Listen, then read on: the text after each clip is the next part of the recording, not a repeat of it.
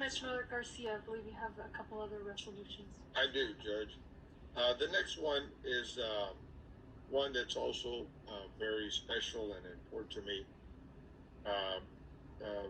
for several reasons. One, because I have, throughout my law enforcement career, have had the unfortunate experience of having to deal with many cases that this resolution will discuss, but also because I remember some of these, and one in particular,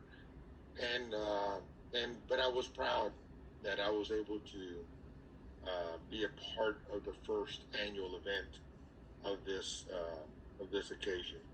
And I just want to first say to all the parents and families who have the regretful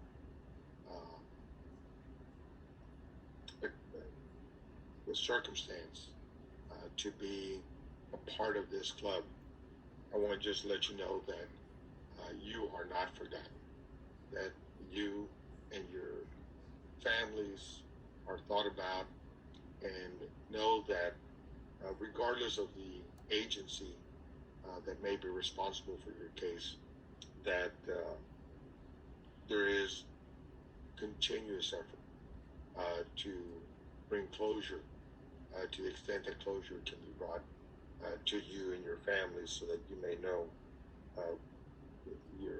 where your loved one is at and what may have happened. But to that end, I'll also say that that is why when I first became sheriff, one of the first major priorities was reinstating the cold case squad. We had no one assigned to it. In cases sat there unattended, without any attention. And when we dedicated some phenomenal investigators, we began to help families with the circumstances surrounding their loved ones. And so this resolution, with incredible respect and dignity to all the families that are connected to this occasion, reads: as of December 31st, 2019, the FBI's National Crime Information Center had nearly 87,500 active missing person records, with youth under the age of 18 accounting for 35% and 44% accounting for those under the age of 21. And whereas during 2019, law enforcement agencies across the country entered more than 609,000 missing person records, with the records being retained indefinitely until a missing person is found and or the reporting agency cancels the entry. And whereas locally, we take the time to remember Alexandria Joy Lowitzer, Allie, who has been missing from Spring, Texas since April 26, 2010. Alexandra's mother, Joanne Lowitzer, established the Texas Center for the Missing, which is also Houston's Amber Alert provider. And whereas communities are called to come together to provide awareness and support to families that suffer the loss of a missing loved one and the victims that the crime leaves behind. Family members, friends, and neighbors are consumed with worry and concern for the safety of their loved ones.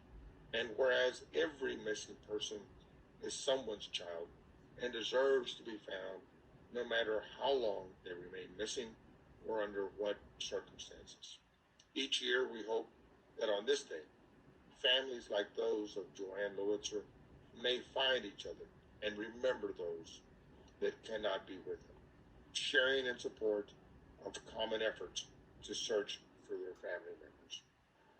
And whereas the families of the missing deserve the opportunity to be educated on search resources, tools for investigation, strategies to communicate with case investigators, and ways to maintain public awareness of their missing loved one until a resolution is provided.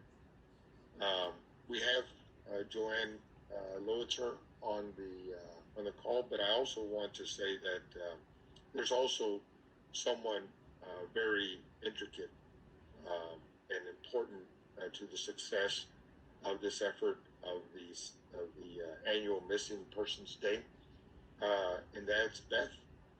Beth is retiring, and but she too leaves an incredible legacy with her work and her commitment to these families. And so, Judge and colleagues in court, I respectfully and humbly submit this resolution to remember the 7th Annual Missing Persons Day. Judge, before Joanne speaks, if I could chime in a little bit with some of the history of this resolution. Thank you, Commissioner Garcia, for bringing this resolution today, and I proudly second it. Allie lived behind Carter's Country up in Spring area in Precinct 4. She stepped off a bus and she disappeared. Never to be physically seen again, but her memory has stayed with us. She was 16, as you mentioned. At that time, we had national days for chocolates and cupcakes and pizza, but we did not have a national day for missing persons. And she approached Judge Ted Poe, our congressman, former judge, and in tears, they discussed the lack of Missing Persons Day. And so on February the 3rd of 2018, we became a United States Missing Persons Day. Allie would have been 27 years old just this last week. And I, like you, encourage all communities to come together to support families like the Lowitzer family of Spring who have suffered the disappearance of a loved one. And it is important that we maintain public awareness of this. And we had a recent bench dedication in one of our parks. And at the time we discussed, our staffers discussed with Ms. Lowitzer that we were going to tap into our legacy tree program. And we have identified a legacy magnolia tree.